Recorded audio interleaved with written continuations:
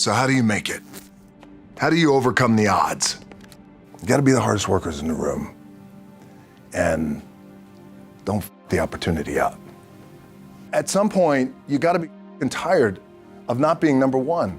You have to be, and you gotta play angry, and I play angry. Now, I'm cool and calm with my approach, and when I step out on my field, which is a set, or, you know, like, and you're always gonna have haters, and haters are like, well, God damn, man, how many movies you gonna make, or how much you gonna do? Like, you do a lot of I say, yes, it's my ambition.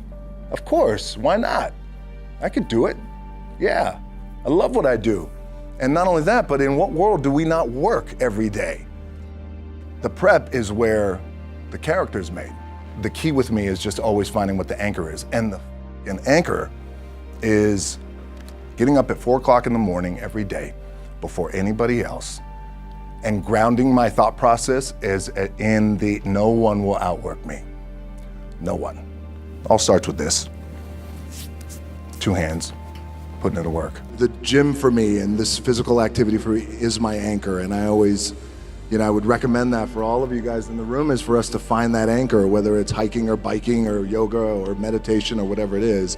Because for me, the gym or just some sort of physical activity, it anchors my day, and then it allows me to go on and work for the rest of the day. So, it's way more than just physicality. Yes. It's way more than just picking up a weight. It is my balance, it's my anchor, it's my spiritual anchor, mental, because what it allows me to do, and we all need this because this treadmill of life, there's no stop button, so it's so crazy. It just allows me to block out the noise and clear my head, think about what I need to do or accomplish, or think about the things I need to accomplish without the influx of information and people trying to tug at me and pull at me. Absolutely. The thing that has worked for me is to remember the hard times. So before anything big that would happen, I would always take a moment and I'd just remind myself, all right, I was evicted when I was 14. We were kicked off the island. We couldn't live in Hawaii. Had no place to live. A lot of shit happened. Then when I moved to Nashville, I was arrested multiple times by the time I was 16 years old. Like, I remember that if I were playing on this team. But before I lace up, before I get on the court, before I play in these big games, before I go to the Staples Center, where history is there, those are historic walls there at the Staples Center. I would remember that, and it allows me then to be present in the moment and understand, holy shit, the stuff I have around me right now, this is shit that I dreamed of when I was a kid. I had a piss poor senior year, 0 production, no NFL, no combine invite, nothing. Finally went to the CFL, Calgary Stampeders, making $250 a week Canadian. Now I had to send that home to my wife at that time. Had no money. So I remember that. When I got cut from Canada, I had $7 in my pocket. And I always tell that story. So now my production company is $7, advertising agency is $7, everything is $7. So I always remember that. What helps me is to keep the hard times in the front of my mind, because it allows me to go into these big moments that I've worked my ass off, and you guys have worked your ass off. It allows me to go into these big moments with a different perspective.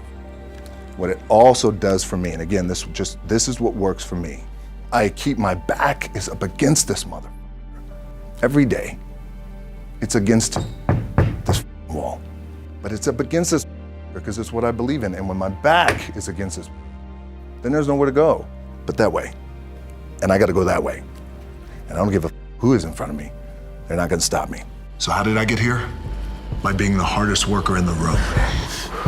The one thing that will never, ever, ever go away is you get your ass in that weight room and you put in the work. That's gonna happen when you're 30, 40, 50, 60, 70. That never goes away. You either say, I'm done, or this, whatever the is going on, it's temporary, and it made me up at some point down the road. But I'm not gonna let this opportunity go by without giving it my all. My dad, in his pickup truck, came down 4 o'clock in the morning, picked me up in Miami from Tampa. We lived in a little apartment in Tampa. He drove down in his little pickup truck to Miami to get me when I was cut from the CFL. I was driving up I-75. I-75 is like, especially down in Florida, Alligator Alley. I'll never forget it. It's 4 o'clock in the morning. I leave home. I'm ready to tackle the world, to get after it, achieve my dreams and goals. Crushed by 22, 23 years old. Now I got to move back in with my mom and dad. I played on great teams though. Wait a second, this is not supposed to be my future. I'm supposed to be in the NFL right now. I'm supposed to be making a lot of coin and buying my parents buying me taking care of my wife, but it never happened. So I pulled out my wallet, I thought, well, let me see how much money I have. I opened it up, I had a 5, a 1, and change.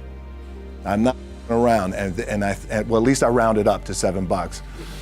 But I thought, God, ain't this, I got $7 in my pocket. Where the do I go now? What do I do? If I had to be great at something, I wanted to be great in this world of Hollywood and movie making and producing and entertainment, I had to commit. You commit to something, commit to the goal. They said, what do you want to accomplish? I said, I want to accomplish the world. I want the world, and I want Will Smith's career. And I said, and I mean this respectfully because I know he's here at this agency with us, I want to do it bigger and better. And I still had these, still put in the hard work with my 2 hands. And that's it. And that's what it comes down to with you guys too. There's nothing you can't accomplish. I had gone through my first bout of depression. I was 18 years old. After that, I think I was 23. Then after that was when I got a divorce. So it had been a learning experience through that. Therapy really helped me.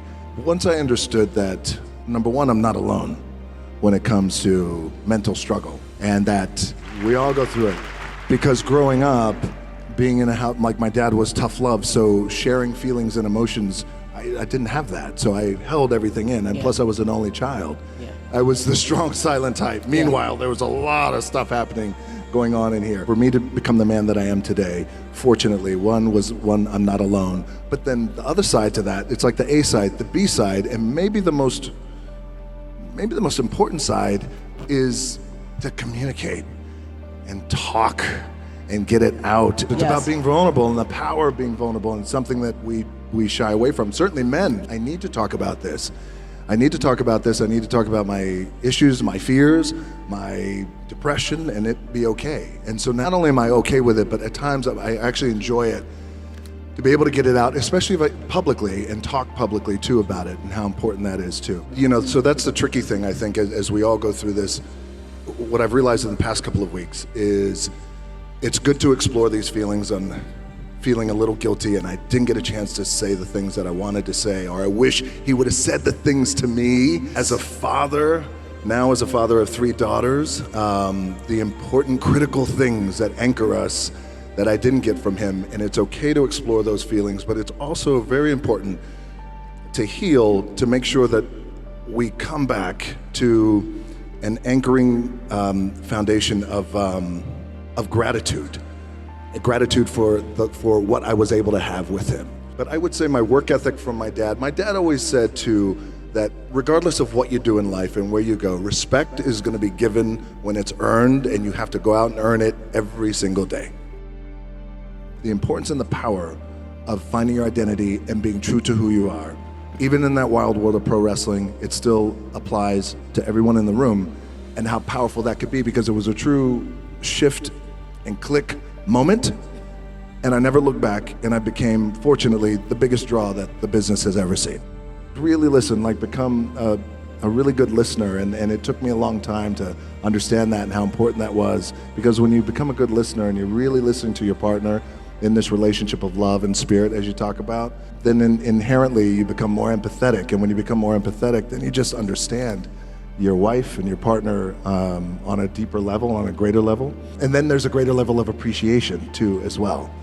And when I talk about these little things and really truly being in the moment and being present, and how important that is. And so even more present, because the other stuff I feel, the fame and the accolades and all that stuff is awesome, but that comes and goes. This kind of connection, this and what I have with my family and my daughters and people, that means everything. I still see every opportunity that I have as like a little crack in the wall, a little scratch, and it's almost as if every opportunity the scratch represents every opportunity. Therefore, the success on the other side of the scratch is the light. Scratching hard, clawing, digging, it's that mentality to really take advantage of every opportunity I have.